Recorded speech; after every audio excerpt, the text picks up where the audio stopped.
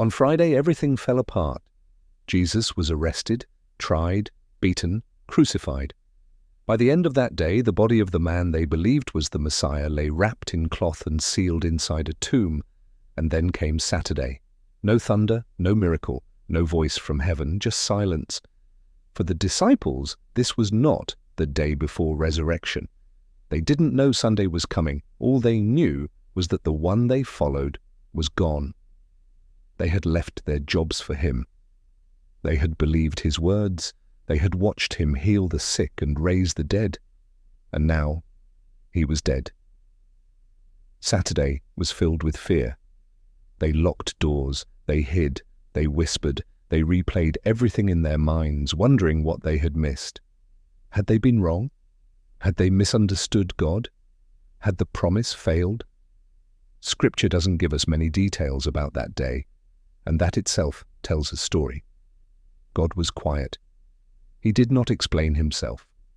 He did not comfort them with signs. He did not rush to fix the pain. He let them sit in the weight of not knowing. Jesus lay in the tomb. The disciples sat in confusion. And heaven was silent. And this is the part of the story we rarely talk about. We rush from the cross straight to the resurrection, but most of life is lived in between. Saturday represents the season where prayers feel unanswered, hope feels buried, faith feels fragile, and God seems absent. Saturday is when you've done everything you know to do and nothing changes. It's when you trust God, yet nothing moves. When you believe, yet nothing makes sense. And the hardest part is this: God does not explain himself in the waiting, but silence does not mean abandonment. While the disciples were hiding, God was still working. While hope felt dead, the plan was still alive. While heaven was quiet, the story was not finished. Saturday teaches us something important. God can be silent and still be faithful. The absence of movement does not mean the absence of God. The disciples didn't know resurrection was coming, but God did. And that's often how it is with us. We live in moments where the promise feels delayed, the answer feels hidden, the future feels unclear.